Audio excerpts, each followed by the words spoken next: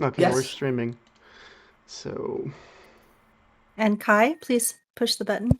Forget Craig. Once Kai Wait, is Good to going, go. then Craig Wait, will come. wait, all this time we weren't streaming? Not no. yet. Not No, yet, no, no. Izzy. Oh. Oh, we are now. We are streaming. All right, are we good to go? Craig is not coming today. He's gone. Well, I guess. Hi, how is yours? So, welcome to yeah, the Craig is YangGang having audio Roundtable. problems. It is 2:16. There he is. Now recording. 2:16. Hey, Greg, nice to join you. Sunday, us. January 17th, 2021. We have Giselle Huff here as our special guest. We're a basic income advocacy podcast, and so it's very good to have you. How are you doing? Would you like to just talk about what you've been working on? Well, this is, I don't know how to answer that question. I mean, this is so surreal, this whole year. I mean, the year 2020, that it's just, I mean, I just move along, I don't know if it's Tuesday or Friday or the weekend or whatever, I get up at 6:30 in the morning, I go to sleep at 11, I walk for an hour every day. That's it.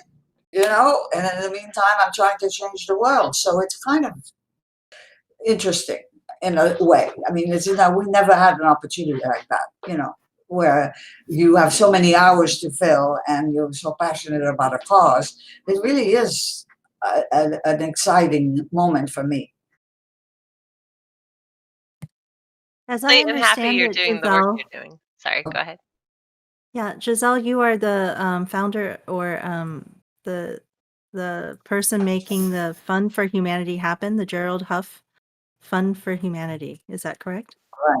That's correct. Yes. So my late son, Gerald, was a very passionate proponent of UBI, and because he was with Tesla, he was the principal software engineer on the team that created the Model 3, and it was very clear to him that technological unemployment was going to happen in those. I mean, 2 years ago it was more of a long-term thing, but with the pandemic it's completely, everything got accelerated and exacerbated.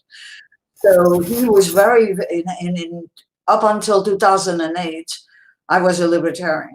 In fact, I ran for Congress in 1998 in Marin and Sonoma County, just across the bridge from San Francisco, where I had retired. I couldn't stand retirement, so I decided to run for Congress instead.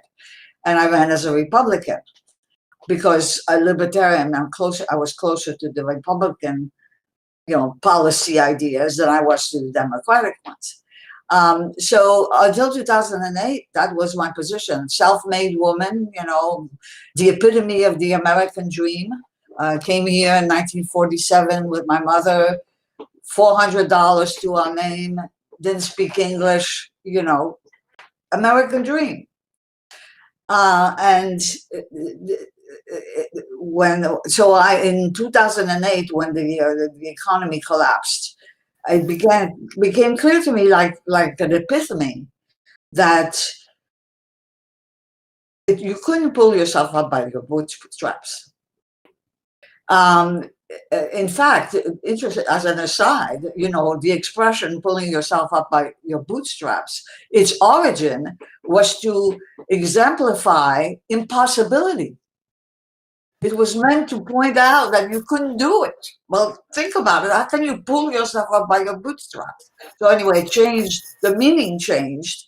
But for me, it was clear that the system was so broken that what I lived through, my love of country and the opportunities that I was given from my, really, really low start, were no longer possible, except for the very rich. They were not available to people like me who come to to this country, or even children of people who've been in this country for a long time.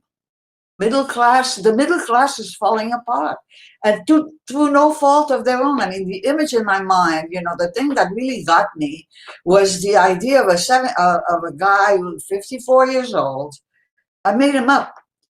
54 years old, making $75,000 a year somewhere in a suburban area around, around a major city, where he had a job that was management, shuffling papers, and he gets fired, or he loses his job because of the crash. That's the end of his life. For 20, since he's 22 years old, he's been doing everything right. And then the system just absolutely spits him out. So, first he loses his house, then he loses his car, and then, he's a greeter at Walmart. It blew my mind. So Gerald convinced me to, they didn't convince me, but we were very involved. We both supported Andrew at the very beginning of his campaign. In fact, Gerald wrote a book, Crisis 2038, which is a techno thriller that describes what will happen if we don't do the right thing now. If we don't implement UBI and we don't understand how to manage technology. We don't make it so that everybody benefits from technology. So I helped him, the family, we were all helping him write the book. It's a very complicated process. It took quite a long time because he had a full-time day job. But all through that time, we talked about this. We were I was really involved with him on this. And in November of 2018, he died of pancreatic cancer. He was 54 years old, and he was diagnosed 7 weeks before. So it was a 7. My uncle also passed away from It's that. a killer. It's a killer, but it's also so fast. So yeah. So when that happened, it was, you can imagine, completely devastating. He was my son, but he was also my intellectual soulmate. Independently of the fact that we loved each other as a family, we had a bond that I'll never be able to replicate. Although getting involved with people in this space, occasionally I get like Scott Sentence and I. Scott came to a celebration of life in December of 2018. And Scott is now serving on the board of the Fund for Humanity. He's also the editor of the Basic Income Today, which is the news site that I support, that I created and support. So when I looked at what I was going to do with the rest of my life with this hole in it, in February of 2019, I decided to found the Fund for Humanity. And I was able to raise some funds. I invited some of my own, but also other family members and a very good friend. And I looked around and thought, I looked at the field. I already was quite well acquainted with the field on the academic sort of intellectual level. But I looked around and I thought, what isn't anybody not doing? It was, what are people doing and what is missing? And what I realized was that there were a tremendous amount of academic activity that had been ongoing for 25 or 30 years, but pretty much, the angels dancing on the head of a pin. Conferences that drew 100 people, where people exchanged papers and nitpicked about, this little piece of UBI or that little piece of UBI.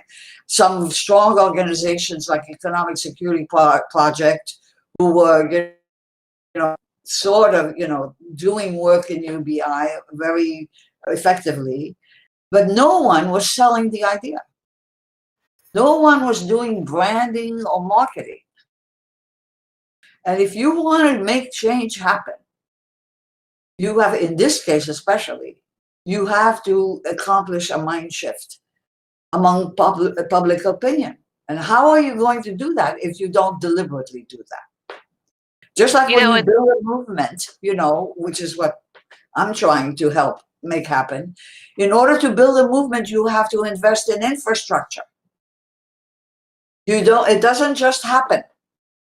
I mean, the fact that we are the poor people that need to get this message out, for people who need universal basic income, right? We don't have the funds to necessarily get the word out, and that's probably been a big issue within it. So we have to hope that people who have money are actually on board, and that's who you have to convince. And that's been quite the journey, if you will. The thing that's so disturbing, is that this idea of basic income is seen as it's being perceived by society as this new idea, when in actuality it's been around for a while. Other countries are doing it, and the point behind is this: okay, we have all these resources at our disposal, so there aren't really any excuses. Where you have various countries throughout the world, some maybe have more resources, others have very little, and yet they manage to still organize, to still get stuff done, to still be able to help their people and stuff. So why can't we? It's like and the biggest issue is that the money and the people aren't together, like Angie Yang has reiterated. And it's like, if we have like A, B, and C, why can't we use them? Why are we having these issues on the ground? This should be second nature for us. So it's like this is embarrassing. It should be the case. We shouldn't be having this discussion. It should be already happening right now. You know.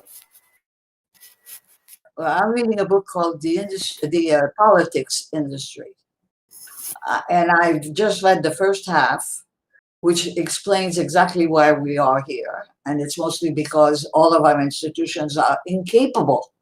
They're not made to deliver what we need. I mean, Congress, our education system, our health system, none of our systems are capable. 100%. You know why that is? It's because the people who create the problems are the ones who want to perpetuate those problems because they're the ones profiting from it. Absolutely. Because it's that they write the rules. yeah.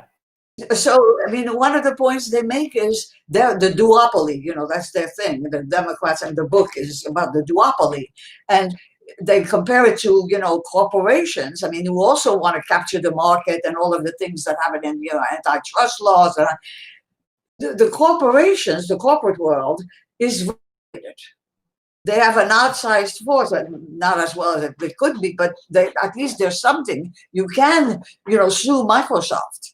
Right? I mean, the government has put a stop to some of those things, but the government has no regulatory agency to control it except the vote. But they control the rules of the vote. So guess what? The vote doesn't get you there because, I mean, it's They like also control the media too. The Yang media blackout. Even if we do try, we're getting blocked at a good hub. Yeah. Stupid. Well, and I think that what's also happened, even though it's been 100 years since women have gained the vote, we've gained enfranchisement, right?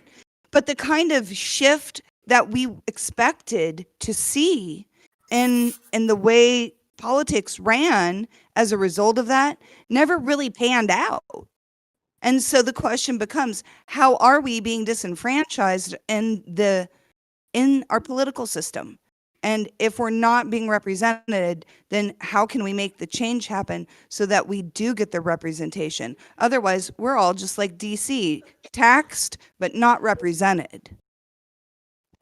And the bread and circus, all this, you say what you want about Trump, but he should not be the focus of what's happening right now. And all of this partisanship is sucking all the oxygen out of the room, because the minute we want to talk about something important, something like the Capitol riots happens, and it just shifts all the attention away from all these underlying issues.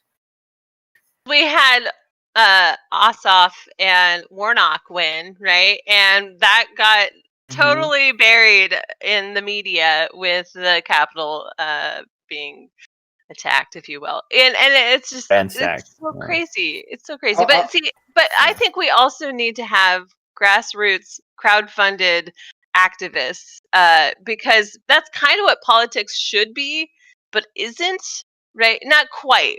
We do need them, but we don't trust them yet. So we have to have like an alternative that's better and more effective, and then we can actually get stuff done because the people who have the energy and passion can launch it, right? But they don't want to deal with the politics of politics. But we are getting people to learn how to do that stuff. We are teaching them outside of the system so that they could just step into it when it's time. And they'll have the resources, they'll have the connections, they'll have the followers. And I think it's the followers that necessarily makes that easier. But if we don't even have technology to get on a laptop, good luck. let me just say But this. the problem, Let me just say this. Let me just say this quickly. If the government did their job and like they weren't messing around or whatever, and we got these sort of things done, Donald Trump wouldn't have become president in the first place. Just saying, it's cause and effect. It's like he didn't just come out of the blue. It's like because we know how much of a buffoon and like uh narcissist he is, you know, and even though he's a reality TV star, it's like if the government was strong, if the government like they didn't waste the people's time and stuff, and we didn't have all these problems or whatever, he wouldn't have gotten in. but you see, the Yeah. whole premise of the two-party system is that for the last, since compromise became a dirty word, which is decades, it didn't just happen this time around. The whole premise is to keep the other guys from winning. So you don't want to give them credit for anything. All you want to do is sabotage whatever they're doing so that they don't get credit, so that they can get elected again. And people get more and more frustrated. So we go At the expense of us. Exactly, this at is the expense vicious. of all of Of us. course. We're There's not this doing this. vicious. We have nothing to do with this. They don't take us into account. They only take their extremes into account because they're the ones who vote in the primaries. One of the things about the book is they believe that we have to have open primaries. That if we get open primaries, then you can't do that, because in an open primary like we have in California, we get more moderate people because they have to win everybody, right? They have to win people all over the state, not just the extreme left. You know what percentage of people vote in primaries? It's like breathtaking. Something like 20% of people vote in primaries. So when you go to, and 50% of people vote in regular elections, and probably less in, less important ones like local ones. But when you get to the point where you're actually, as a non-involved person, but a assiduous voter, you're given a choice between two people for the presidency, or for the governorship, or for anything. That is because 20% of the people chose the two people. I want to point out something. Okay, so you might not have seen it, but Tiger King was like quite the rage at some point. And essentially, there, for anybody who hasn't seen it, it's not everybody's cup of tea, but it was two narcissistic owners of tiger facilities and big cats and whatnot. And essentially, Carol Baskins was accused of murdering her husband, while Joe Exotic, the other guy, was like, she murdered, he's the accuser, right? And as he's feuding with her, they start spending all their money on all these lawsuits. They start doing really shady stuff, and they're just attacking each other. But you know who's actually suffering?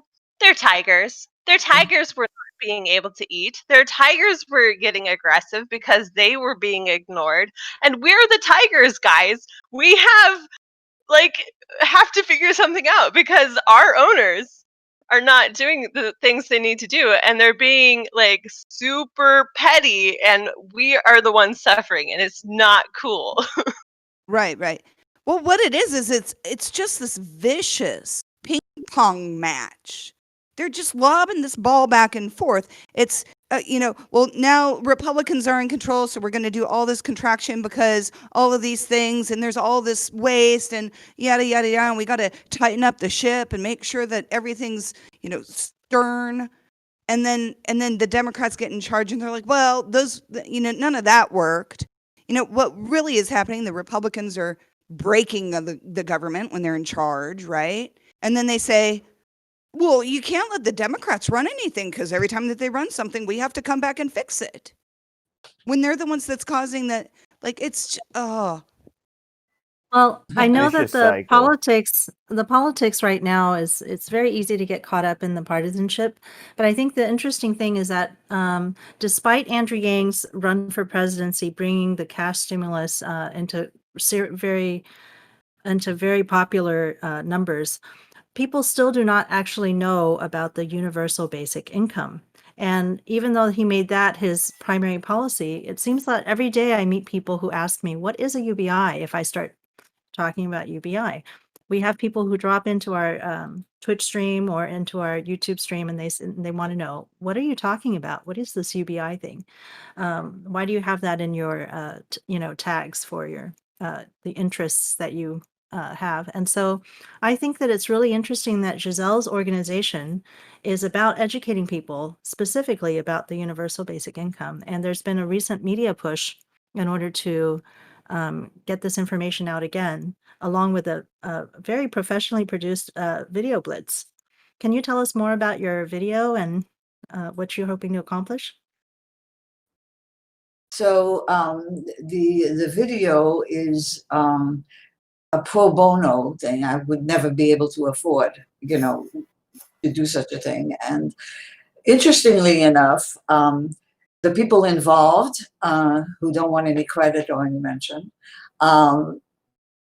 when they began to work on this, they knew nothing about UBI, right? I mean, they were just professionals. They sell products, right? That's what they do. So I had to sort of explain to them, and I started working with them in September of 2019.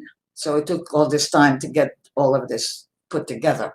And what they found as they went along, and what I find as I'm doing my work, professionals, people who get paid for the work they do, begin to give me pro bono time and energy because they get pulled in to the cause. I can't tell you how much money, I've saved, how much pro bono volunteer, not from people who are proponents of UBI, not the YangGang. I'm talking about people who provide services. I mean, one of the things that happened at one point, this agency put out an RFP among their own colleagues to volunteer to work on the video. And they do that on a regular basis for, pro bono sort of causes. They usually get one response, maybe one response. Sometimes nobody picks up on it. They got 6. They were floored. They got 6 responses from 2 of them from out of the country. This is people who work in the agency volunteering to give their time to move something forward that they just found out about. I have Right? I have similar experiences in my life. So a little bit about me. I'm a nomadic activist. I've been traveling the country for 2 years. I've been actively helping on the Yang campaign messaging for about a year now. And because of the work I do and the fact that I live very minimally off of money, I've had to get creative. So I need to be kind of my own little spectacle to get people to look at me. But the moment they meet me, they're like dazzled and they're like, how can I help? And then I'm part of this group, right? I'm like, well, if you want to be onboarded, I have this person who can assign some homework. What kind of passion do you have? What kind of thing brings you joy? Let's activate that. And then they're just like sold. And they might have just heard about universal basic income. I just talked to this guy who's a Trump supporter, very avid still, even after what happened, Trump supporter. And I was like, whoa, tell me more. What did Trump do for you? Why are you so into him? Like, tell me more. They work as a petroleum engineer. And I was like, well, that's interesting. So obviously he's still getting money. Okay, that's probably why he's happy. But apparently a fire broke out and killed some of their friends, and it was really devastating. But they ended up getting buco bucks, and they felt very empowered by Trump because of like how he responded. And I was like, well, it sounds like there was positive impact in your life, but like at what cost? And one of the things I try to do is I poke around looking for clean energy. I go online, I'm looking at all these other alternatives and stuff. But I was like, there's this giant movement you've never heard of, and it's just making massive impacts and change. And he's like, oh, you're a Trump supporter too? And I was like, no, actually, let me really tell you about the movement you've never heard of. And he was just kind of floored a little bit. And I was just telling him about all the little adventures I have, and he's like the reaction was so authentic of just wanting to like learn more, get to know me more. But if we can help raise awareness just to some random Trump supporter who happened to reach out to me, then like, you know, that gets another opportunity, one, outside of our echo chamber, two, a potential onboarder. And if they're still earning money, I mean, I don't try to go ask for money. If people offer me money, I will take it. And I do open asks, but direct asks I try not to do, because like, unless I really need it. Like my truck broke down while I was trying to like help on the Georgia Senate, from like Texas to Georgia, and I did ask for a lot of help, and people from all over the world were donating to get my little truck fixed because of like the activism work I'm doing, and I'm like, that's wonderful. But then other people start learning how to help too. And so to help me send money, they might have to create like Venmo or PayPal if they haven't already, and they get practice doing that as well. So it almost helps other activists earn the money they need on their Patreons or through their Venmo, simply because they've been helping me. And I think that's kind of cute. It's a great way to onboard new people. And then I ask random strangers sometimes I meet while traveling to come on our podcast. And I'm like, hey, you've been wrongfully jailed. Do you want to have a chance to talk about it on my podcast? Oh, yeah. But like, they're not normal people we would normally want to have if you were like a media person, which is what the news should be anyway. We should be getting voices out for these people. They should, just because they've had bad decisions in their lives, or, you know, questionable at least. So Giselle has gotten a lot of help in order to produce this video that she wouldn't have been able to afford to pay for, but it becomes something that everybody wants to get involved in as soon as they understand a little bit about UBI. That's the beauty of it. That's the view. Like, we try to make this so non-partisan and so non-politically charged that's why Yang got the most amount of people who previously voted for Trump to come on his thing. Because the Democrats' message back in, if you remember, in 2016, I hardly heard anything about economics. All I was hearing is like, oh, don't be racist, don't be nasty to one another, and Trump is just mean and nasty. But it's like, yeah, but can't you see that the factories are falling apart? And they're like, oh, well, what are you going to do? Just don't be racist. You can't, that's not a winning message. Yeah, that's not a winning argument. No. So yeah, and India is African American. So, I was going to say that Larry probably has a lot of experience with harnessing this type of energy because you ran a super PAC for a while. That was providing resources to people who wanted to give energy. Yeah, we had a lot of different people offer ideas. People who just came to us and were like, we have an idea. And we, again, the Humanity Forward Fund was a different kind of super PAC because we consciously asked our supporters and people who believed in UBI and YangGang to come up with ideas. And if we could vet the idea and go through the process of seeing if we could effectively move that idea forward, we then acted on it. So a lot of our best ideas, including Yang Week and Yang Month, were from just volunteers and committed supporters. It wasn't like the small group of us just came up with it ourselves. It was really due to the community. So actually, I wanted to ask Giselle a question about those who volunteered and sort of responded to the RFP. Were you able to sort of talk with them and see why they were so interested in the first place? Because they all probably started from a specific place of what they knew about UBI or what they didn't know about UBI. So is there anything you can tell us about what they shared, about why they jumped on the proposal so quickly and so forcefully? No, unfortunately, I didn't have any access to those people. Okay. The team that I worked with was, I think that these are very smart people, very successful people in life. They have good jobs and they're very creative. They pretty much got it from the get-go. I mean, they didn't, they were convinced intellectually, and they understood the need for a mind shift. They understood the fundamental meaning of UBI. Just in the course of the conversations, what they were trying to elicit from me, I'm talking about the team now, not the RFP responders, with whom I had several conversations. I mean, I had to explain to them what it was we were selling. And so, I mean, obviously, they're selling T-shirts, and I mean, they're selling products, and they have to listen to their clients about what the product is. And so they're well versed in that art. I mean, they know how to do that. But they got it almost right away. So, if you speak to an audience, those are not the people we have to talk to.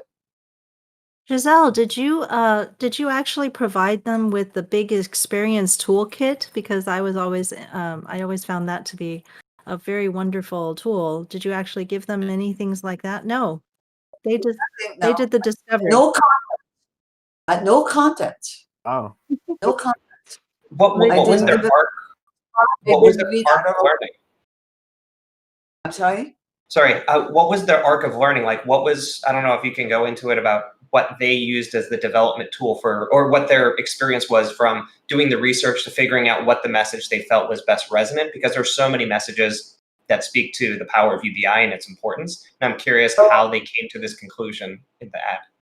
So the process started with, the team leaders knowing the first meeting we had was, what is the point of this? What's the result of this? And the result we decided was some kind of a petition or some kind of an ongoing thing where people could express their response to this, in a meaningful way in a political system, but with keeping politics out of it, partisan politics.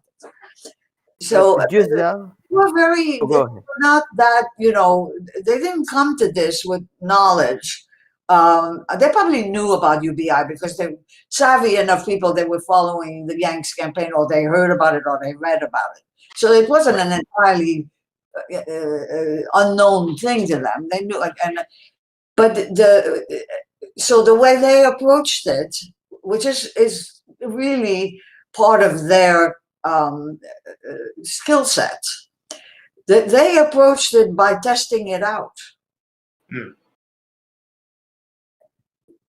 We had, we did screen of different words and different ideas, and we did this together. I picked, or we discussed, but eventually at the end, before they actually started working on the product, they had a survey organization pro bono, again, no cost, analyze this with focus groups. They identified various cohorts that would be most likely to respond to this, and they build a message around that. Then when they tested the video, again pro bono, they had the biggest, every time we talked, they kept on being surprised at the responses they got. Okay? I mean, these are professional people who are constantly doing this 24/7, I mean, the whole year. That's their job, year after year, and they tested the video out. And 65% of people who viewed the video said that they would do something. Pretty good. You mean actually action? Further, to take an action. That's great. Just I wanted to. They had never experienced that before. So I'm saying, I'm just telling you that this is an idea whose time has come. I mean, this is such a cliche, but it is true, because any reasonable person with any semblance of empathy or understanding of what it means to live in a society. I mean, I live in San Francisco downtown.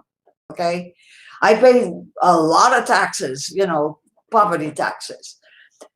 San Francisco is a fabulous city. It's beautiful. The weather is fantastic. We had all these great restaurants. I mean, it's a great opera, everything. I mean, it's a wonderful place to live. For the last 2 or 3 years, when I step out of my condo and I walk to the Embarcadero, I'm tripping over homeless people. So, quality of life, the more I pay in taxes, the more my quality of life decreases. That's the conundrum that we find ourselves in. That's ridiculous. Yeah. Giselle, I wanted to ask, because you said you came from a kind of a libertarian mindset before, where maybe it was like, I hear a lot of libertarians say like taxation is theft, and the government is always doing everything wrong. But then there was probably a shift in your thinking when you saw the technological unemployment.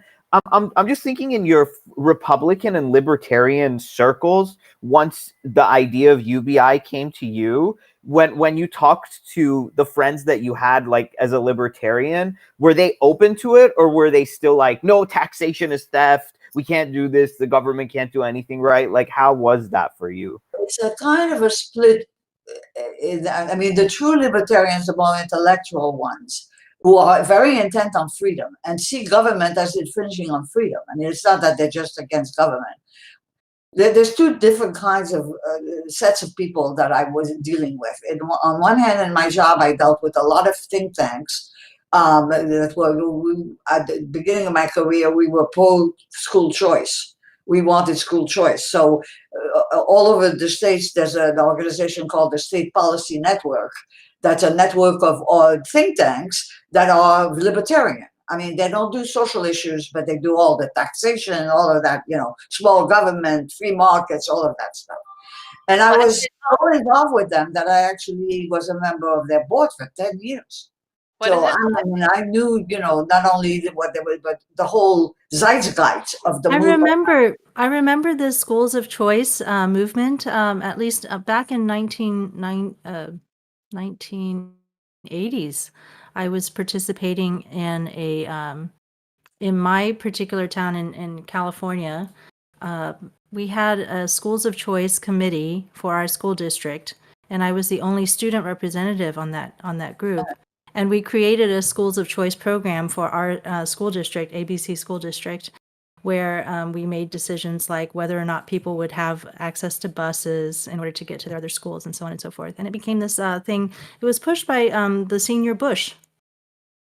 So yeah, no, but this is not school. You did it within within the public school system. Yes, they were talking about school choice, where you didn't have to send your children to what they and call. Now I homeschool. So. Right. So the idea was money followed the child and the parents could choose any school, private school, parochial school.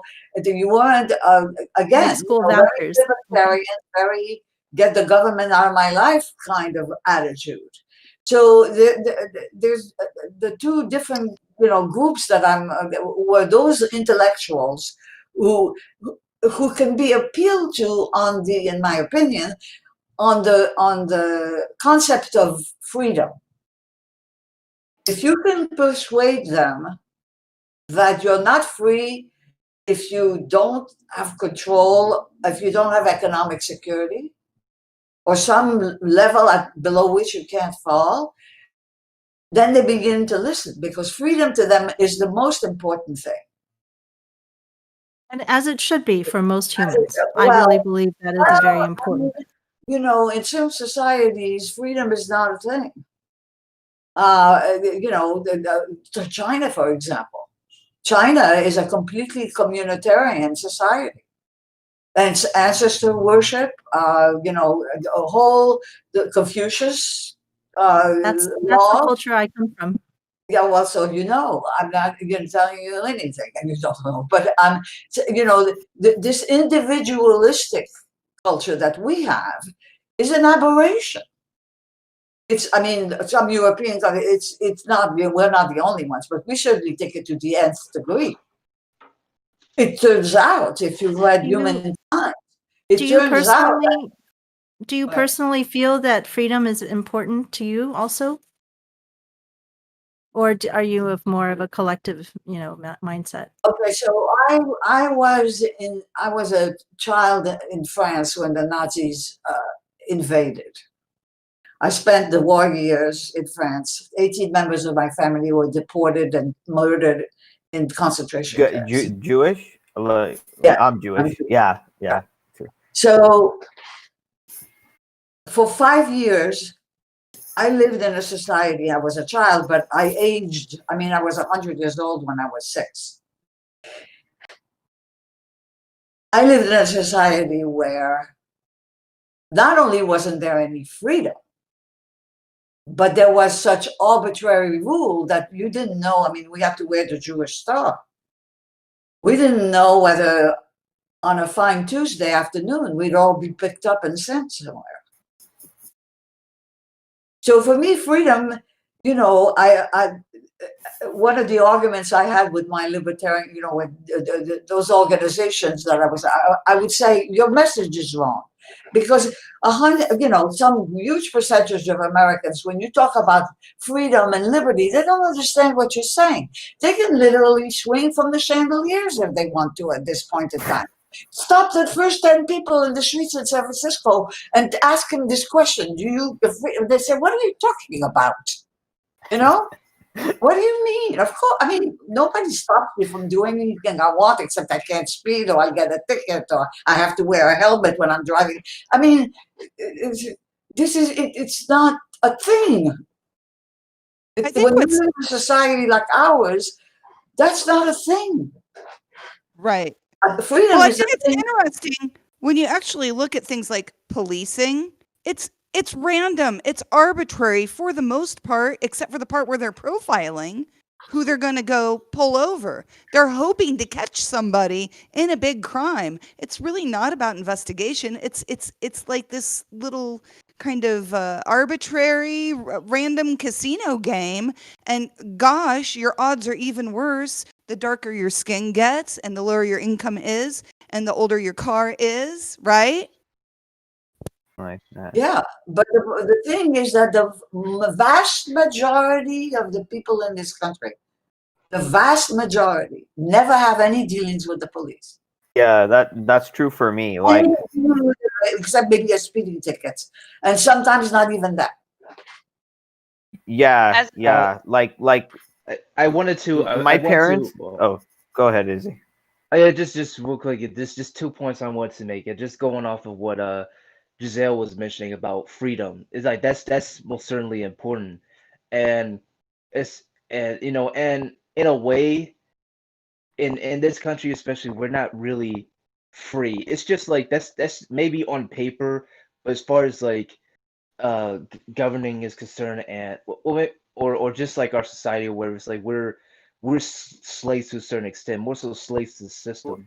And well, the for thing instance, is, wait, hold on. I had go ahead. I wasn't finished, but yeah, I had a very good point. So for instance, the taxes we should know where our taxes are going, even though like people like reaffirm that like, oh, it's going to here and here, but that's not always the case because it's also going to the richest folks and stuff and those of Wall Street and big banks and stuff, and that shouldn't be the case. Like that's when people get upset when they gotta spend more taxes. So we should like give them, we should like constantly tell them like, yeah, this is where your taxes are going, and if you pay this tax, like this is where it's going, and we gotta be truthful about that, and also like what I'm noticing why we're having all these issues is because we're rewarding liars, manipulators, and those are the corrupt,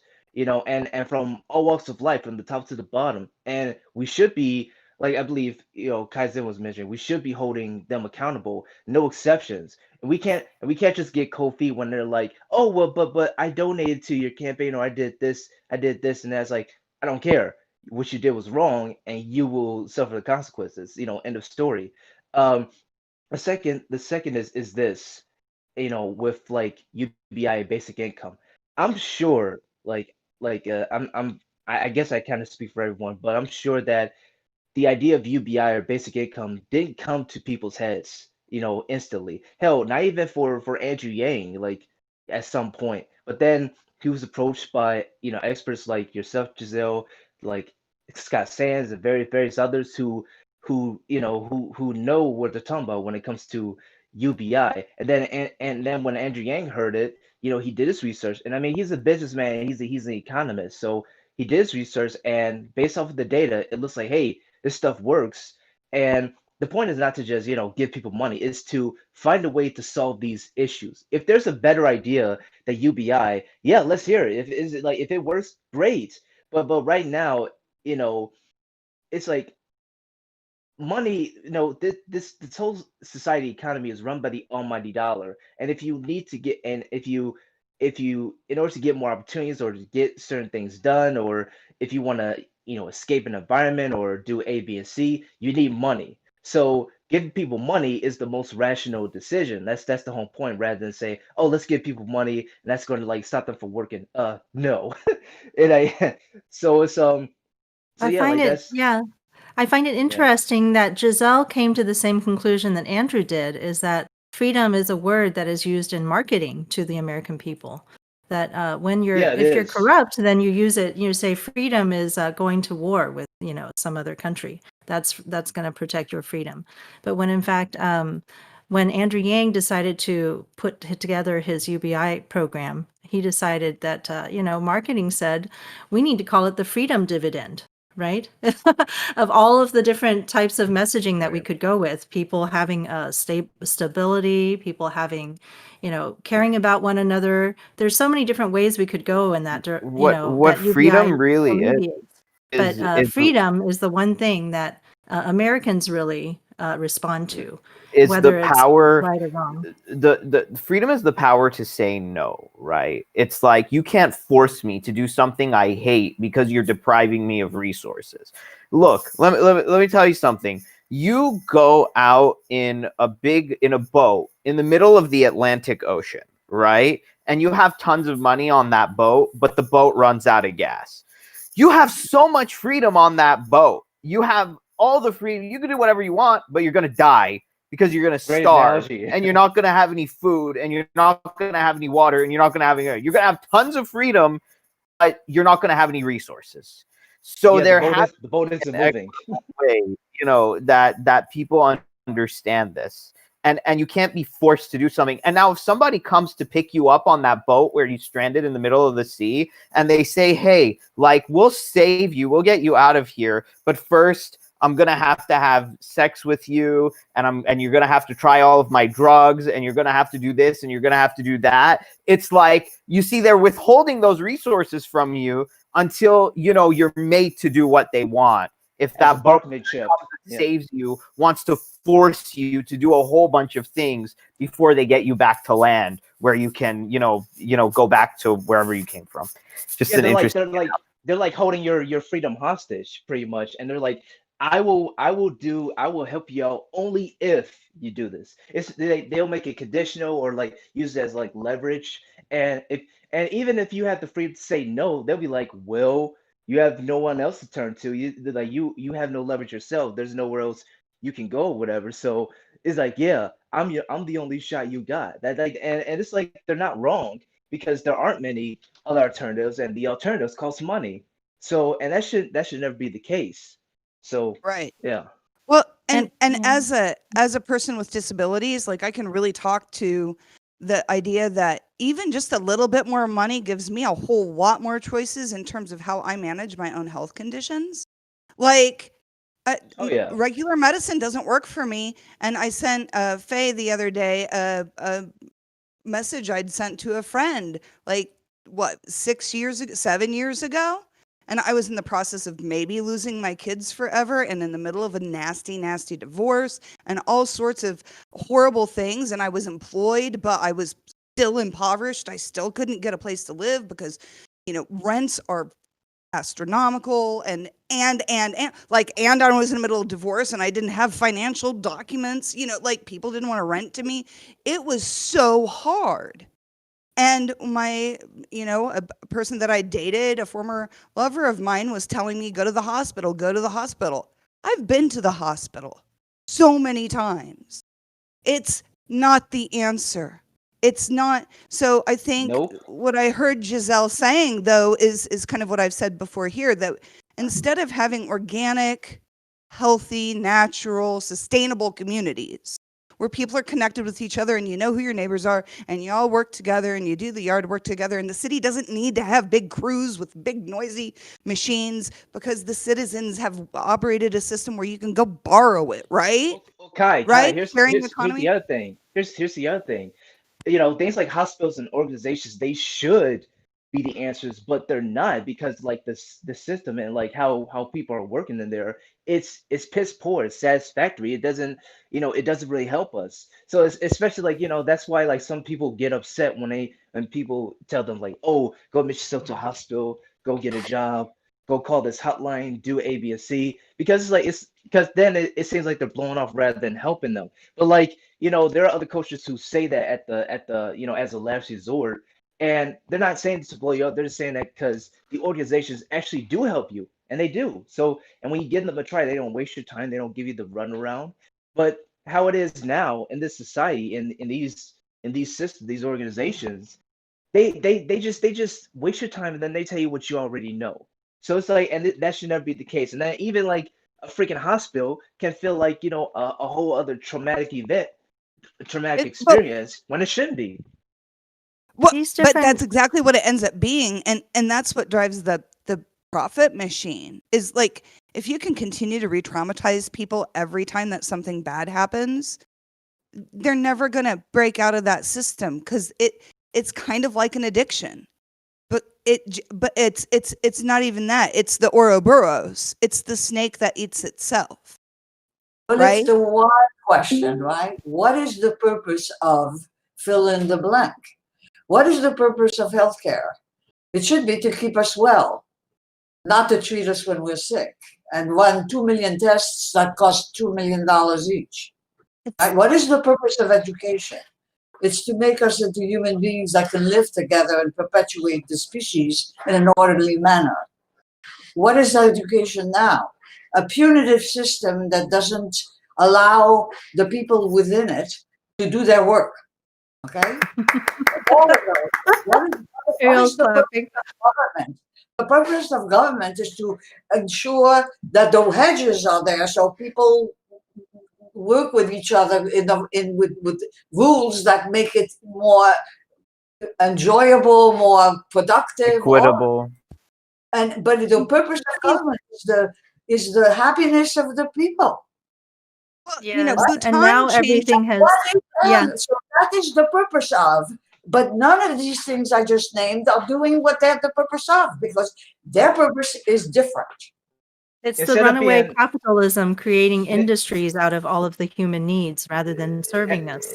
and instead of Like, being like instead of being like actual like education and healthcare, it's like quote unquote education and healthcare. It's like it's just that's pretty much what it is. Like it says that on Yeah. paper, but it's not really what it said it was going to do or designed Right. to do. These institutions make it about themselves, not about the people that they're serving. It's all about their ego, their pride, what they're doing. But it's Yeah. like, come look at, like, I'm sorry, but look at Trump. It's all about like me, me, me, me. Look at this, look at that, look at that. But like, what about all the people that this is a servant job? You're a servant. You're not a dictator. And it's not only Trump, it's all these institutions that have become like to self-perpetuate themselves and make profit instead of to serve. That's it. And it So happens in the nonprofit world where I was for 22 years. Organizations start out with a cause and a purpose, and then the death of everything is bureaucratization.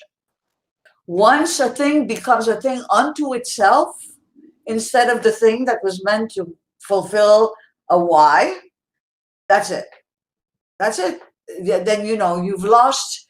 It's over. You've lost the purpose of it, and it becomes a thing unto itself. Perpetual. Like a Frankenstein's I'm monster. going to interrupt for a second. We have one of our regular members of the crew joining us. We have Refluence.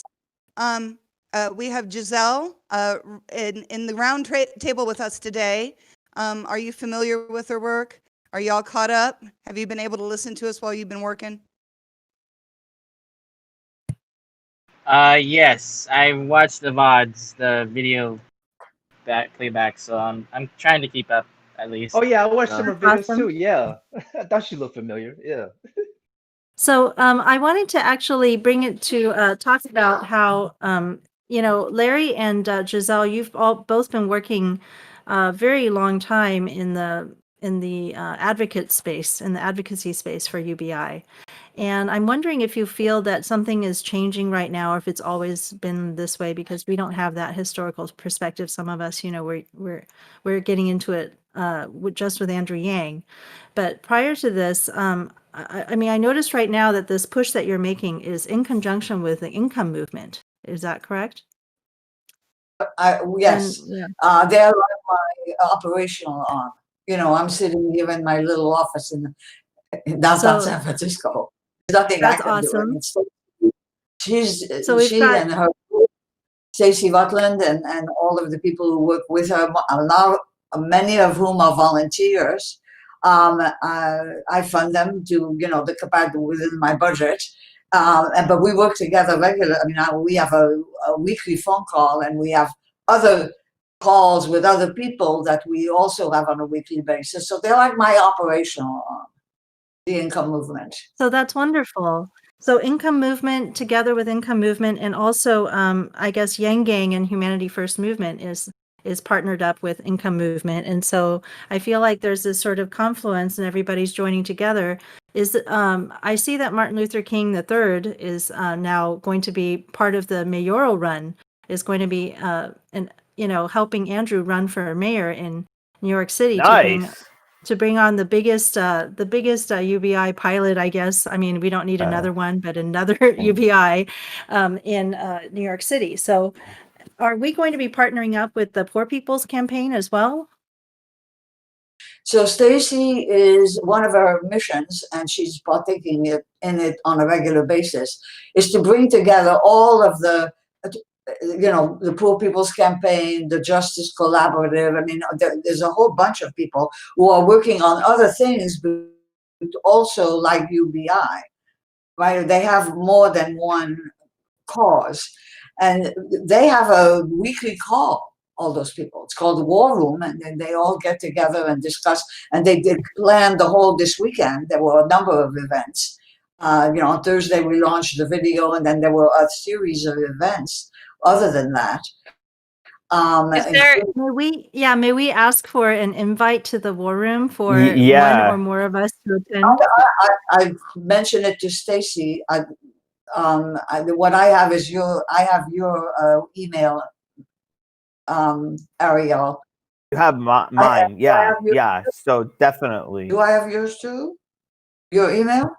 I think you only have mine. I don't know about everybody else, but you have mine. Where do we send So our email? I can give you there. I think Ariel can just you can be the main contact, and Ariel can be share with the us conduit. the liaison. Thank Yeah. you very much. Can be the liaison. Yeah. So just give it to Ariel.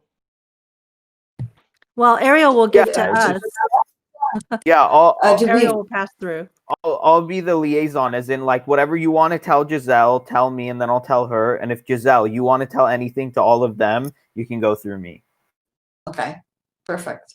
What I do want to say, and I'm a very candid person, as I said before, there's not nearly the amount of collaboration that there could be among the groups that supported Andrew, the YangGang universe, and the organizations that Andrew established afterwards. Or that it's not entirely. I mean, we're losing power because there's a lack of coordination.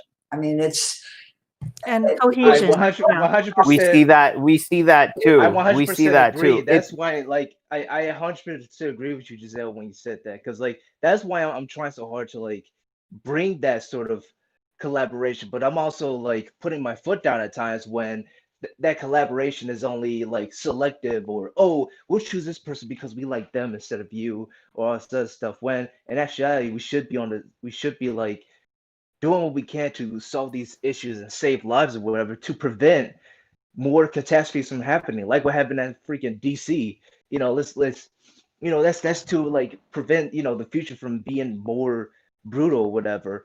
But it's like I mean that's why like I'm a big time critic, and that's what I try to push for, because this is important, and we need to be a cohesive unit. Forget all like all like Giselle said, all the people that back Yang and the big names and organizations or whatever. What it comes down to is like how much can we get done, and like are we able to go against this oligarch these oligarchs and the top 1% or whatever. Are we just going to collapse with ourselves, or can we get this done? And I mean that's the goal here, because we can't do it just because we like, cannot we cannot turn this into a popularity contest. We all need to be working together. This is not a popularity contest. These are like people's lives. These are policies. This is like for the future. And lives are at stake. Yeah. Like I'm not going to name names, but there are some people trying to turn this into a popularity contest, into a cool kids club, and all that stuff. And I am 100% against that. This is not a reality TV show, not a popularity contest. This is policy. Let's hear let's hear how Giselle would like to ask us to work together better. Is there some way that we can participate in a more cohesive manner? Well, I think that it's something that's probably not possible, because it doesn't happen in bureaucracies, and in everybody is very protective of their brand and their but imagine, I mean, for instance, I'll just give you for instance, through the campaign, Andrew's organization accumulated hundreds of thousands of email addresses and people who reached out to. If I were them and the video came out, I would send that video to all those hundreds. It doesn't cost me anything. I'm not giving the names and addresses of my supporters or anybody in my thing to somebody else for control. It takes what? It takes 2 minutes to send an email with, oh, look at this video that talks about BBI. And I don't understand why that doesn't happen. This is the problem. Okay, when I 2 minutes, maybe less. I think it's worthwhile. Not only do I send it out, I don't have that many followers. I'm not an influencer or anything, but also I try to figure out, is there somebody I know who could help this person, who could work with this person and then amplify what this person is saying. And That's then what our Faye does. The other Faye here. No, well, that's literally what I've been saying Yeah. this entire time. Literally, what Giselle is mentioning, like, hey, like, cause like every second counts, and it only takes, a couple minutes of your time to do the right thing to help It's somebody not. else. It's not rocket science. It's not. It's not a new freaking idea, and like because Giselle said it, it's like, oh, it's not like awakening a moment. Like I've been saying that people are Well, like, F you. Giselle's It's like, I think I think when Giselle says it, she says it with a certain level of gravitas, but also because she's been working, through with so many different organizations. I think it's a very valid criticism and one that we've made before. That when Andrew's campaign ended, we didn't actually have a very good, we didn't have a coming together where the grassroots could finally actually speak to the campaign itself, because there was this Right. thing was happening during the Democratic what do you call it, primaries, where the grassroots people who were working through super PACs weren't able to communicate with the campaign itself directly because there was so much pushback against a super PAC. Somehow super PACs were considered unethical in some way, and we were undesirable. But when we're like, no, they fundraise for the grassroots. This is what we need. We need more money to get the stuff done. So but here's the other thing. Here's the other thing that I find just very unnerving, and that is like, hold on. I just wanted to let me just finish of the course, thought, which is that unfortunately we didn't have that postmortem where we come together and speak about what our experience was and really communicate that to the campaign. And so some of the same problems that plague the presidential campaign, I think, is going to continue going forward now that he's jumped into another race. And we're going to be back in the same sort of, well, there's the campaign and then there's the grassroots, and everybody's just kind of unable to, mesh together. I All hope be that can connected. be Some of the solved. messaging. I I think we think need that to change some of it. I think that some of the rules won't apply now because it's instead of a federal campaign, this is a city campaign. So hopefully, this can still be ameliorated. And so we're going to have Dr. Quintus Jett on next week, I think. And he also ran a super PAC for, in support of Andrew. And we're going to be talking more about that idea of freedom when he gets on here, because well, I think I that's a do, really important. Thanks, Izzy, for waiting I for me. do, Your turn.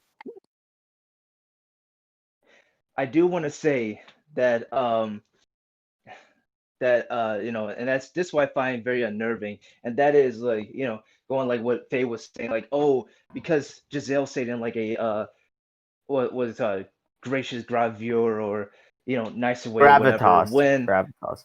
that should never be, that should never be the case. I mean, we shouldn't be about like, feelings. That's one of the biggest problems. Like, we're about like, oh, you got to say things nicer, or you got to use your words in a more uh like insightful or poetic way. And like, otherwise it's just a rant or whatever, when it's like, you should be listening to that person no matter what. It's like, forget your feelings. People are dying. Okay, it's like, like our economy our society is crumbling. People are polarized and all. So it's like, Self-cannibalizing. who cares how a person addresses these issues or whatever, whether they say it in a mean way, or if they're more angelic about it. The point behind it is like, is you listen, you take notes, you take action, and you get the stuff done. Forget about like, oh, you gotta be you gotta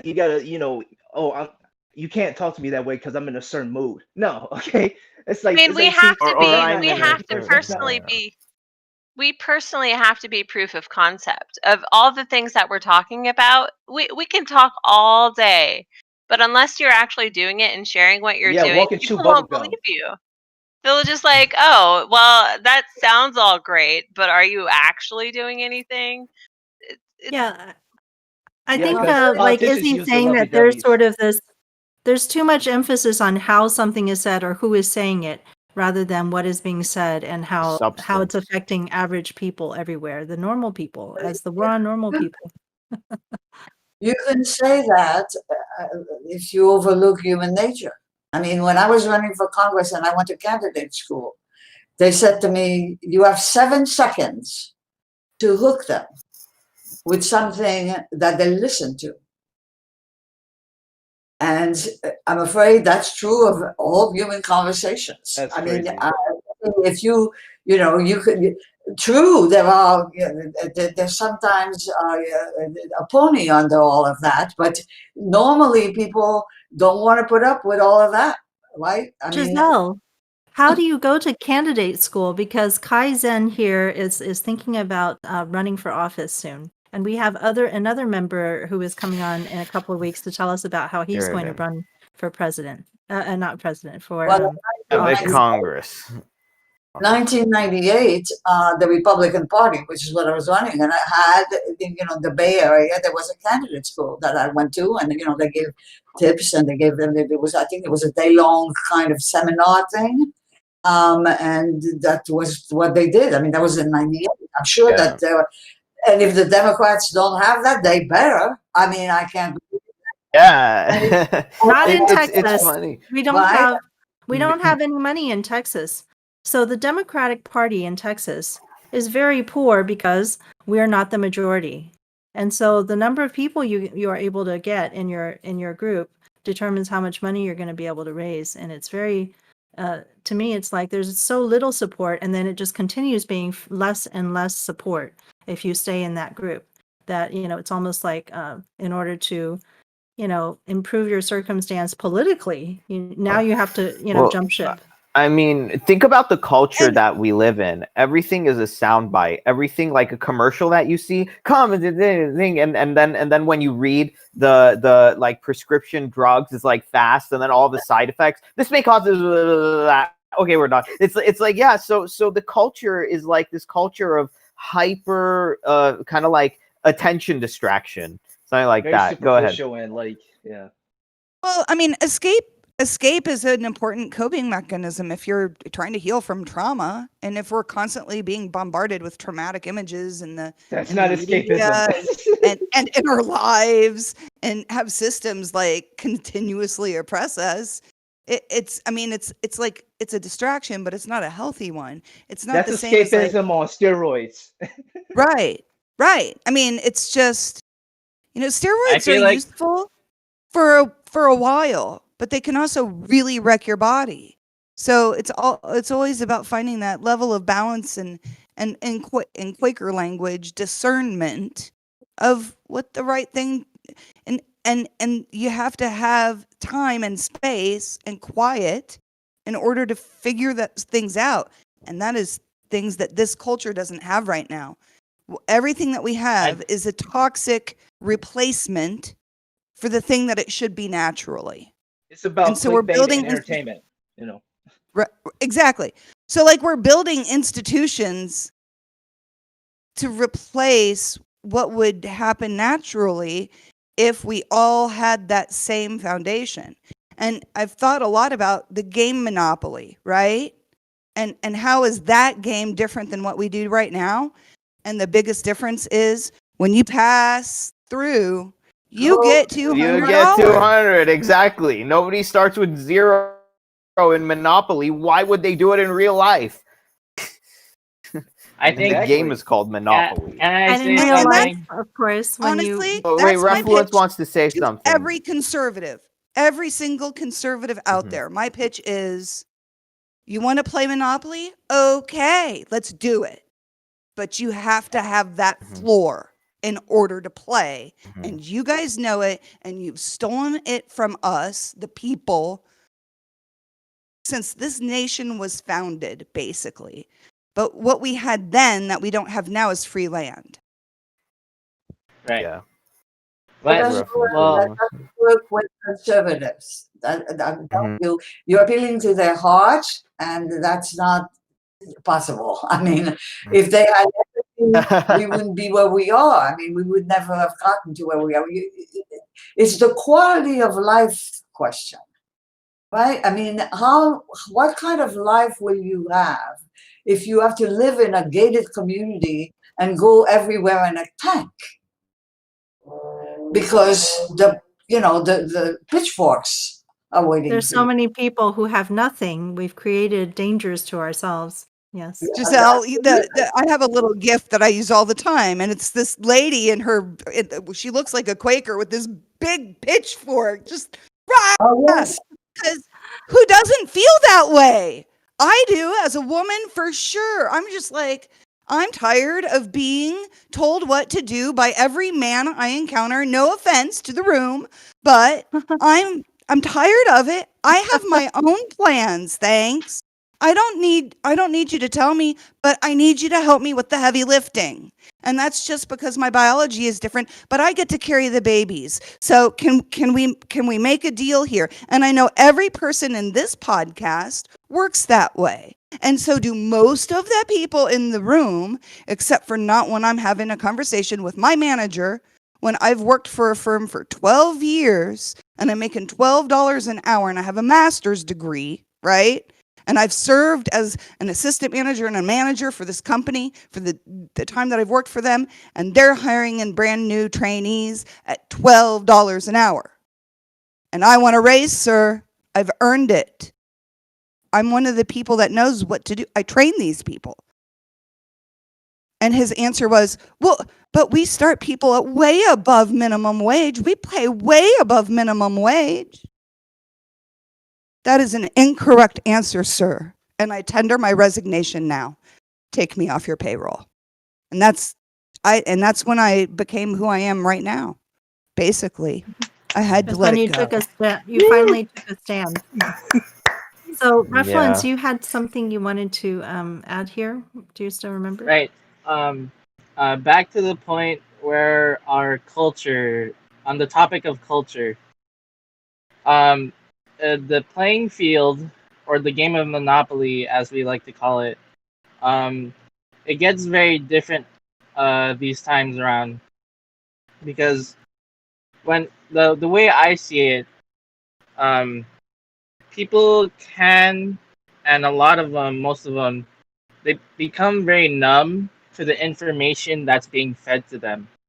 So, like what Izzy was saying, or some people were saying, like, um, some people get affected by these, like Capitol Hill, like, oh, these bad things are happening, and then the next day you're like, oh, I'm just still doing my job. Like, I didn't really. I mean, it's hard. People talk about it, but on the same point again, we're not also doing. I mean, like for me, I wish I could do something about it, but in my power to do so, I don't, because I have like a full-time job. I'm trying to make ends meet. I live with my mom. I'm trying to get to college. Like, a lot of young people want to try save the world like their own hero. Like, that's called that's some kind of heroism. Yeah. But yeah, but a lot of us in this room and a lot of us listening and watching, there needs to be some sort of action need to be done to I mean Biden's elected, right? He's elected. Trump's not out yet, but he is soon, right? I'm asking a question. Yeah. Okay. Well, Well, I mean, if you're a Right, go ahead. proponent of UBI, and Right. if this is the cause that you're espousing, then, income movement has a task that you can do every day of the week that takes you 2 minutes, 5 minutes, whatever. Right. So it's not that the opportunities aren't there. It's just that young people, A just matter as of thing. part of the natural thing, want things to happen right away. Nothing happens right away. Right. Nothing happens right away. It took 70 years for women to get the vote. It took 50 years for gay people to be able to get married. It takes an enormous amount of time to get change in a huge society like ours. And it's drip, drip, drip. It's the Chinese water torture. You've got to just keep at it. And it's not as if I understand, people, I'm not in that circumstance. I have the freedom of doing whatever I want. I don't have to worry about my next paycheck. But there is time, if everybody who cares about UBI just spent 5 minutes every day to check what Stacy has planned, a letter to your congressman, a petition signing, a participation in a podcast. You can do these things as little as 3 minutes and as much as an hour, and you can be part of something.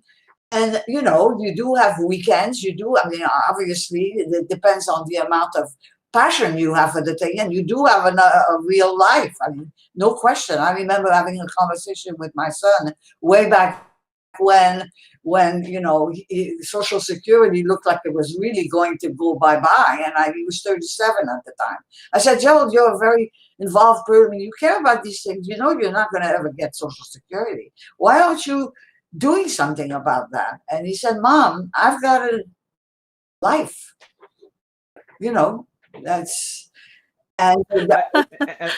people have a life, and it's but I'm telling you, Americans had better wake up to the fact that they have to do this, regardless of what life they have, because they're not going to have a life anymore, or any kind of life that's like what we have now, which is horrific as it is.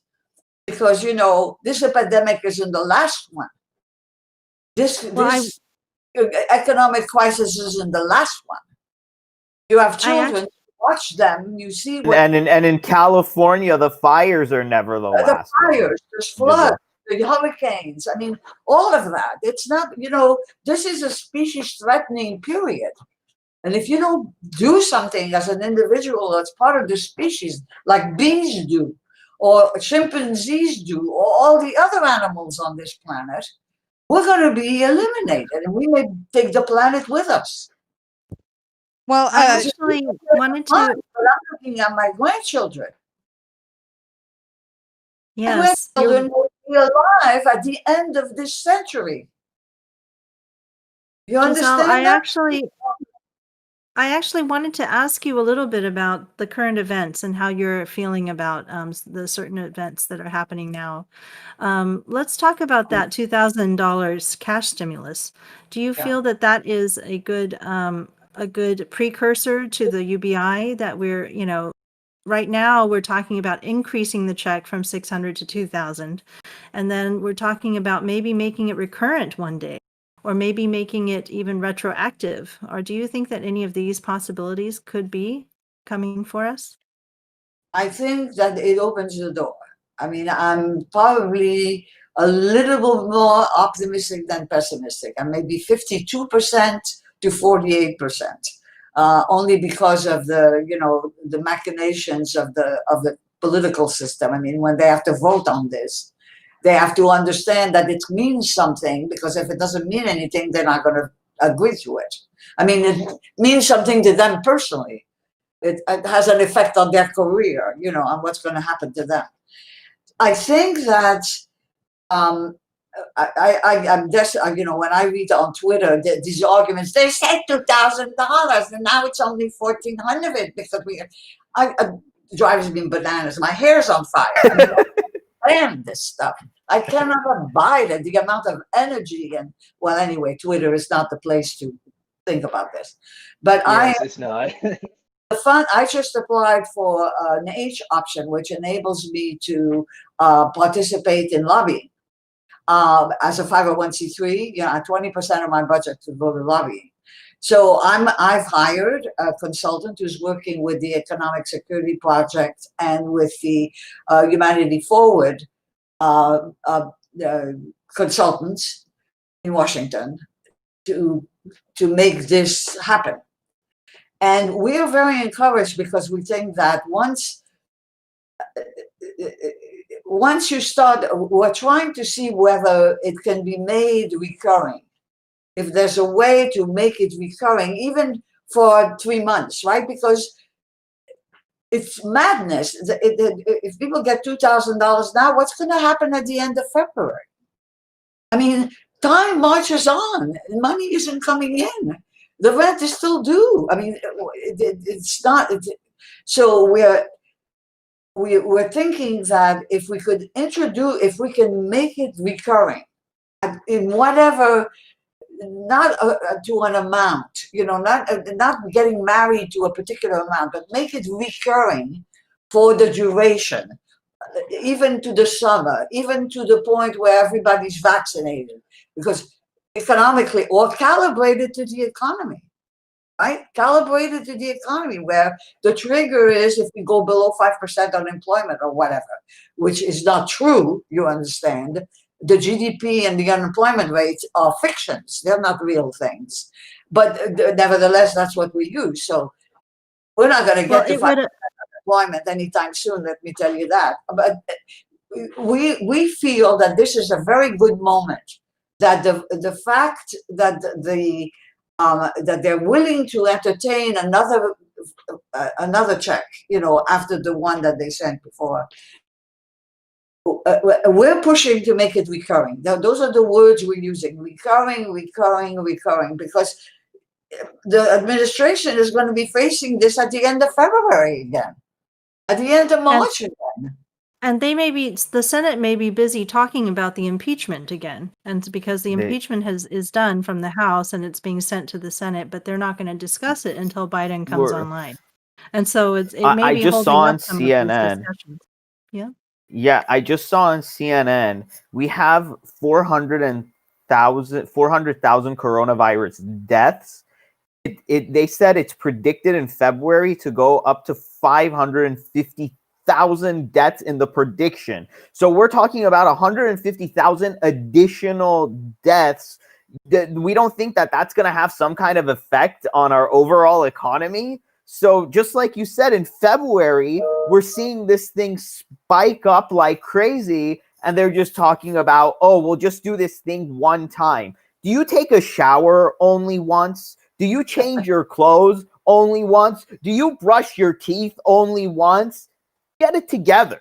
So I know that the UBI, for example, would have been a better inoculation than even the vaccine for all of this that has happened. We could have for sure prevented people from getting together and going to work and searching for more work in a time when everybody should be staying home. I mean, if you're gonna leave it up to people to stay home, then at least give them something with which to stay home. They don't have the freedom to do that even. But let's talk about also, what do you believe that there might be some violence coming up? Because I also believe the UBI would be an inoculation for the violence that seems to be constantly looming over us, having seen what happened at the Capitol. Do you feel that there might be more violent acts that in our country for 2021? It's inevitable. I do. I think that there will be more violence. I don't think that UBI can stop that. No, I it's think too that late. the violence is inherent. There's been a lot of saying, you see all these people saying, this is not what we are.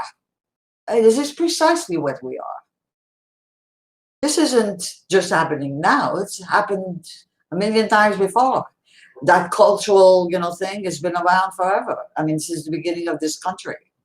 And it's, I think that, with the social media and the dark channels and all of that, it's more and more dangerous because people can be put together.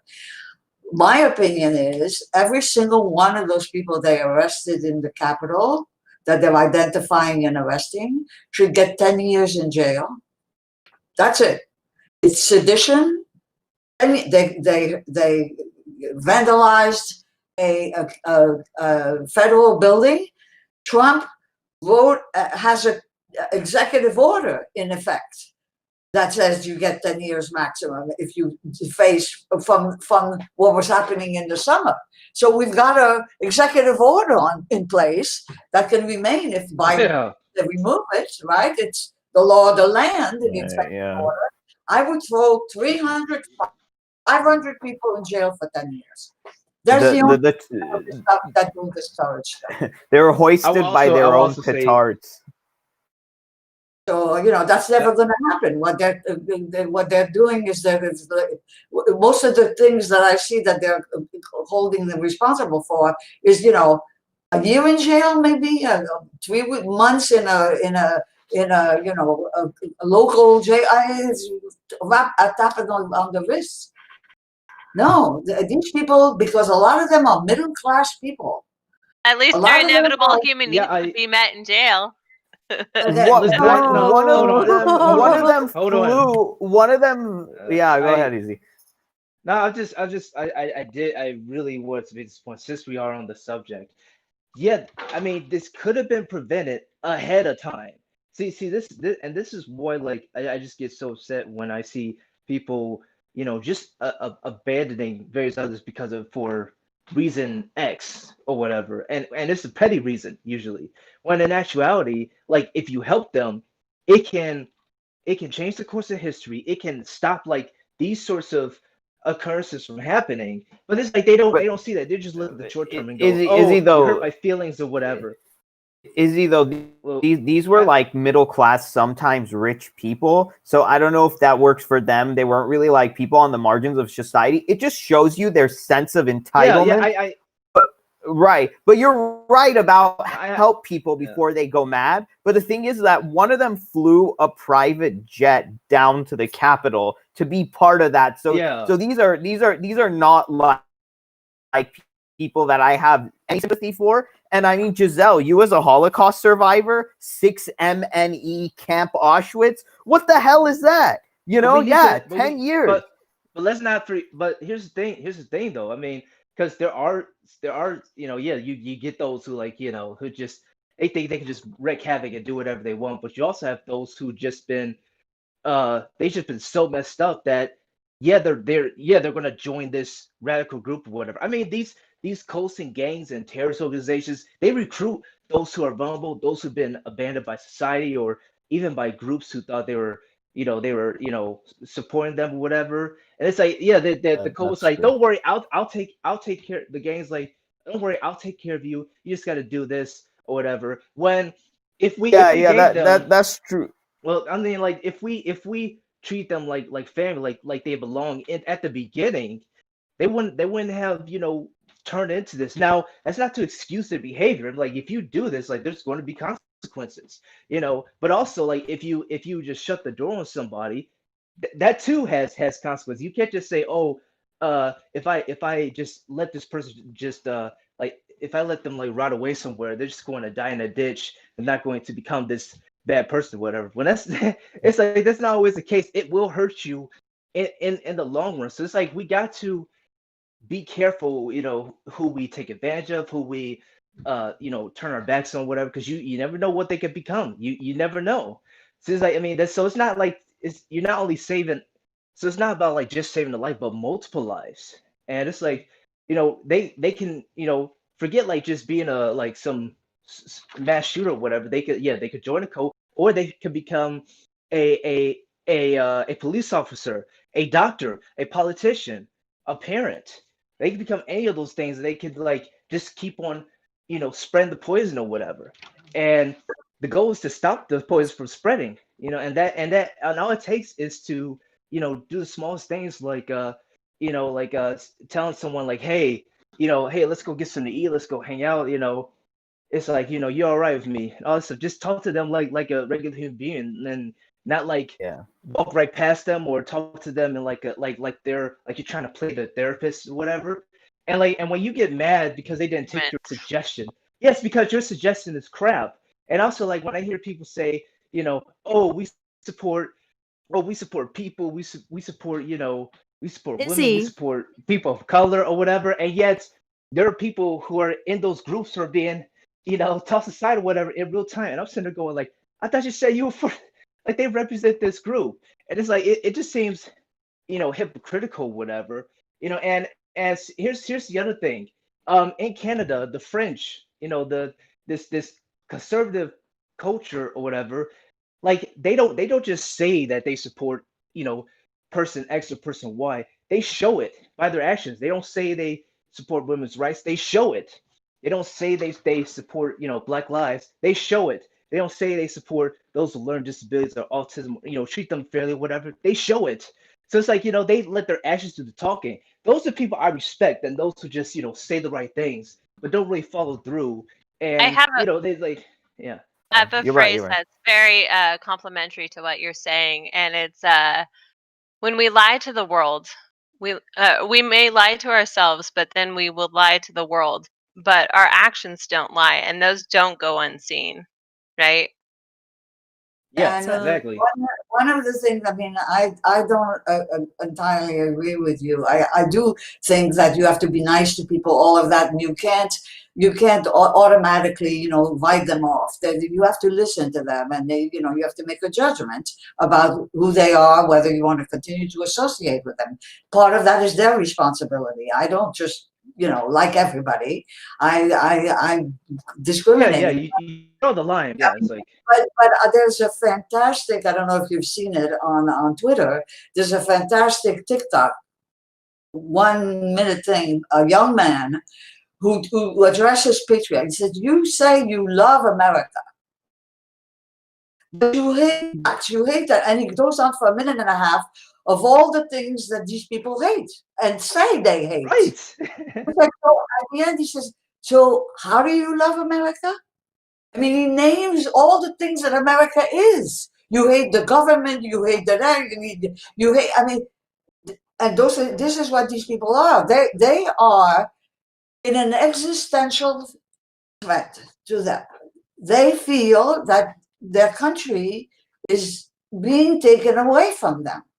Well, they're not even a threat. It's like they're treated like a threat. You know, it's like that's the whole thing, rather than like, oh, let's not like everybody. It's like How they feel. It's not true, obviously. I mean, it's just like the Latinos, you know, who are Trump supporters because they came from Cuba and Venezuela. You just say the word socialism and boom, that's it. And all you have to do is point to what happened last week, and that's fascism, and that's what's coming for them. Okay, so socialism is a non-word, and fascism is happening right now in their country. Yeah, that's amazing so you bring many that up, definitions Giselle.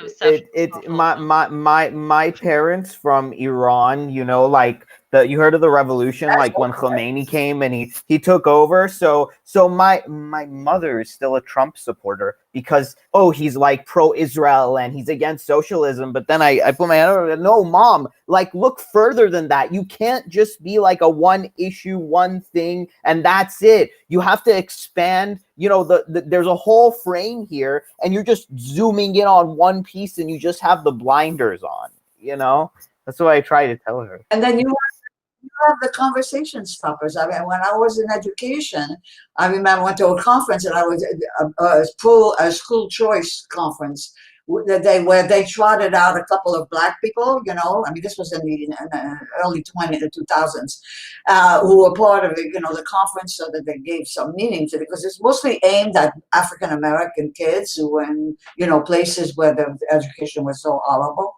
And I was having this conversation with this father, and I was saying, but what about the quality of the education? I mean, the choice is one thing, you know, don't you want your child to be well educated? I mean, if you choose a school, don't you want to make sure that the school is producing a good education? And quality he said, over quantity. wait, let me finish. He said to me, I'm just concerned that he comes home alive. And that's the end of the conversation, okay? That's the end of the conversation. You can't talk about the quality of education when the father is worried that if his child goes to a non-school, a school That's not sad. like he's not That's going to so come sad. home. And that's where I live in Kansas City. I'm a 44 Our person. And I had a conversation when I was running for Congress. I was supported by Republicans. There were a number of pro-life people, and somebody was driving me somewhere, and we were having this conversation. He was trying to convince me, and I kept saying it's freedom. A woman has the freedom to choose what she does with her own body, you know. And at the end, he said, "Well, you don't understand." He said, "I wake up every morning and I think I live in a country where babies are being murdered." That's the end of the conversation. I mean, I'm saying that people, and you could do the same thing with me. You can argue with me about pro-life, and there'd be an end to that conversation. Because I say something that is not, you can't argue against. I mean, you can't convince people about the other side. There's a line. So the thing that you have to do is to find something that people agree with you on, and leave everything else aside. Try to concentrate on the thing that you can agree on. And I think you beyond Poverty sucks. Yeah. So yeah, and I think the universal basic income, we need to lean harder on the word, because universal means all of us, and that means having to really work on these divisions that are dividing us. So we are reaching the end of our scheduled time together, and I really appreciate both Larry and appreciate Giselle it. for coming today, and Refluence for joining us, all the regular speakers. Thank you very much. And of course, I never want to leave out our listeners and our viewers. Really appreciate you for joining us today.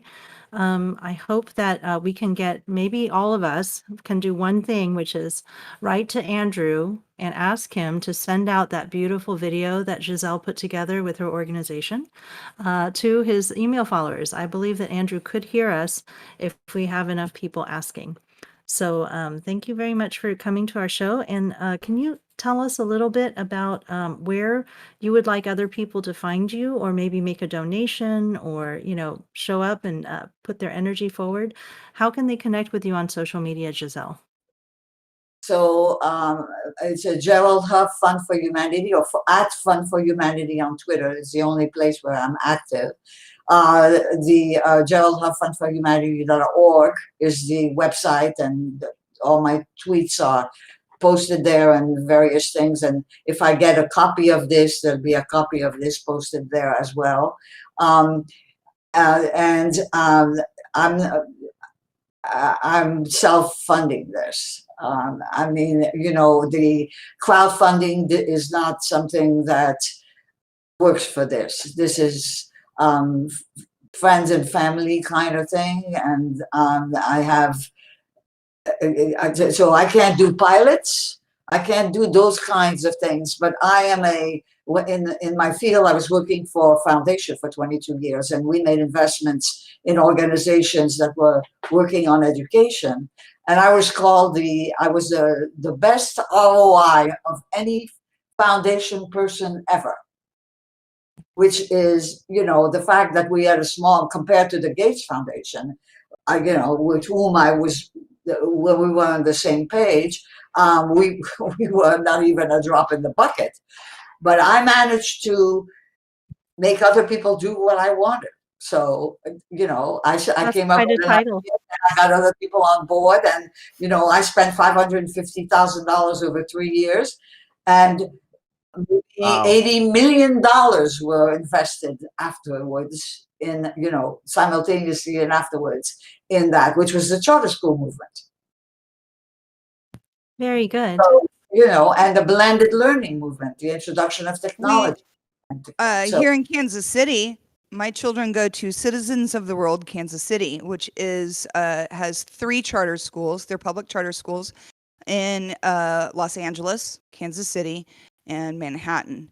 So this is something that I share with Andrew Yang's community, and I do believe that you guys have helped with the Citizens of the World in some form. And so I'm so grateful to have that, because we've there's the monetization of schools, and then there's what Citizens of the World does, which is really focus on social emotional learning in addition to the academics, and is a living kind of it's a community school. It's a neighborhood school. It's based in Valentine area in Kansas City, which is a historic area, and wonderful people, and all sorts of arts, and it's beautiful. This is my home, and so it's fun to see how I'm personally connected to something that you helped build for my very impoverished city. For our listeners and anybody that doesn't know, the Kansas City, Missouri school district, public school district, is not accredited and hasn't been going on and off for decades. We get provisional accreditation. It's so bad. It's so bad. And Missouri really has had some problems really this last decade, and education is a big part of it.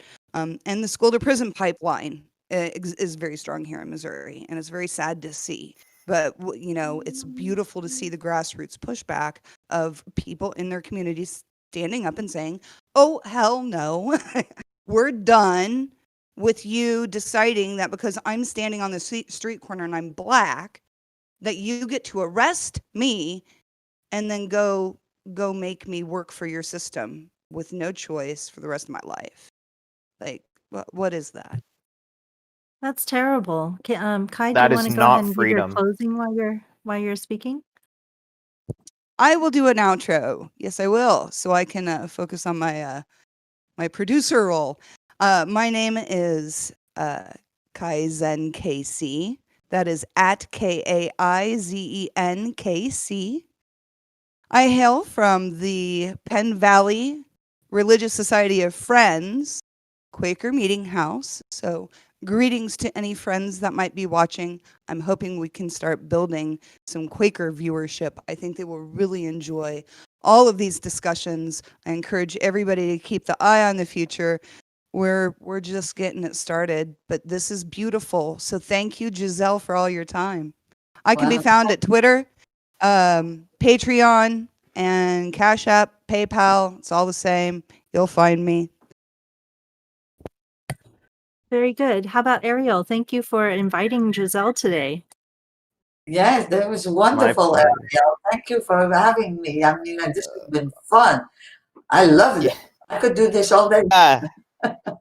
Oh yeah, You you're just can. like me. Me You too. can. It's the thing. The thing is Well, that yeah, like please come back. I have a Please come back. that's I have a passion for just speaking, public speaking, and riling people up and getting to the heart and the core of the issues. And whoever wants to do that with me, invitation.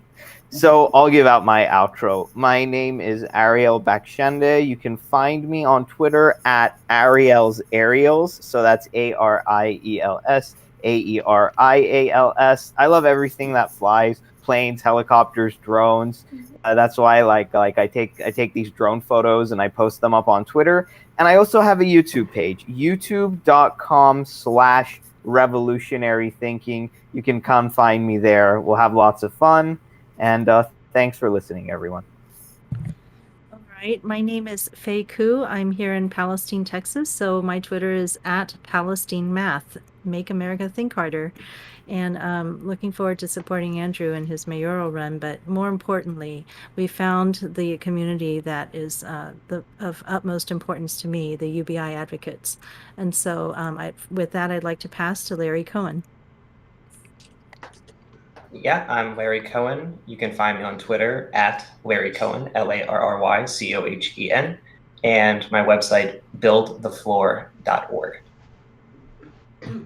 Thank you. Izzy, are you ready?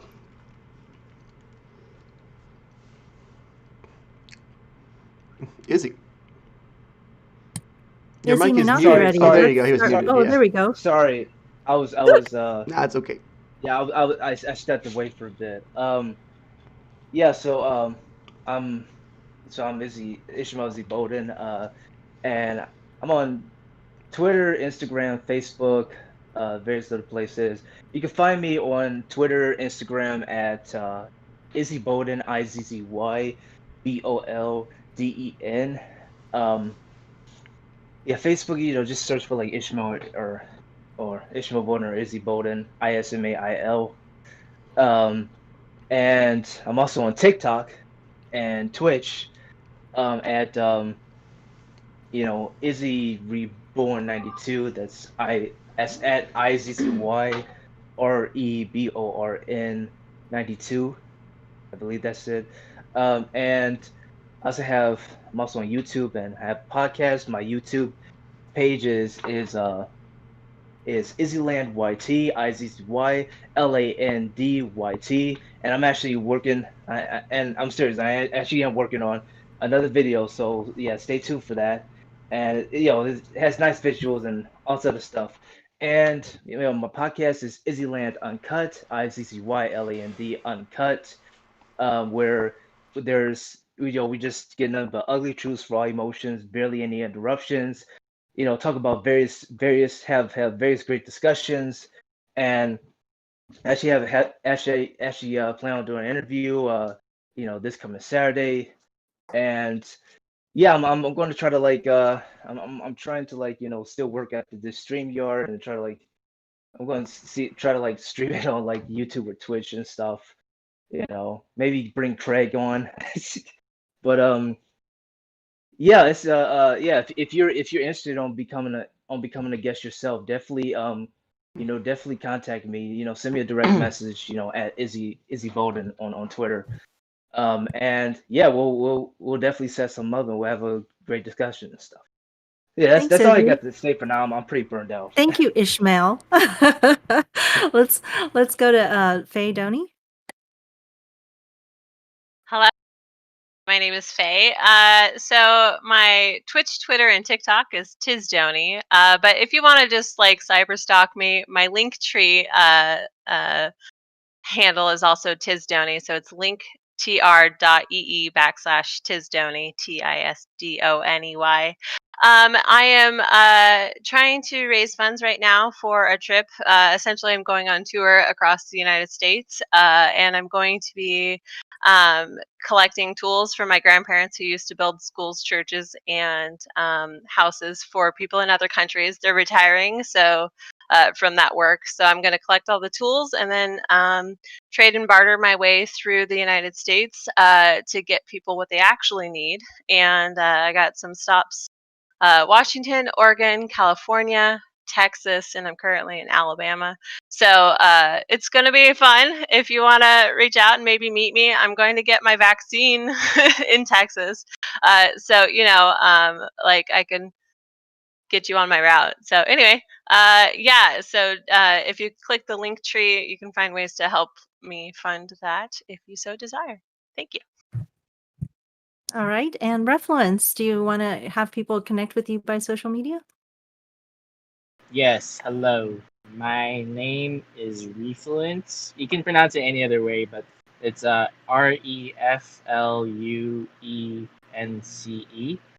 And I made a project. It's called Gaming for Humanity. And it's like it brings meditation and focus into gaming. That's the basic gist of it. But if you Google me on Refluence on anything like Instagram, Facebook, Twitch, YouTube, Gaming for Humanity, and Refluence, they're all the same thing. So thank you very much for having me here. All right. Thank you for Oh joining us. yeah, And sorry. Phil. One more thing. Oh, Sorry. yes. Go ahead. I'm from Hawaii, 808 State. Yeah. That's Thank you. awesome. Look how we're live streaming across so many different time zones. All right, Shale, go ahead. All right, thank you so much, Giselle. I did not chime in too much. I wanted to let everybody else talk, but I really did enjoy this conversation, and I'm very, very grateful that you're able to come on. I just want to reiterate before you go, while we have you, the reason we don't use Zoom, the reason we use Discord instead, is because this is a permanent hub for UBI advocates to meet. And I'd like to invite you to come back anytime. You never have to announce yourself. If you would like to drop in on a show and just observe, you're welcome to, or if you just want to talk as much as you want to another guest that we have, you're also welcome to do that. So I post the schedule on the schedule channel every Thursday. If you'd like us to help you with trending a hashtag or doing something else for your organization, we'd also be happy to help you with that. So please come back and you can ask us for help with that in the live chat. We'll talk about that. The live chat, the live stream chat, which is the name of the channel. Anyway, so thank you. I will let you go. I've taken up a lot of your time. Thank you again. Thank you for listening. Thank you for watching. Thank you for speaking, all of our speakers, and we will see you again next weekend at the YangGang Roundtable. Be good to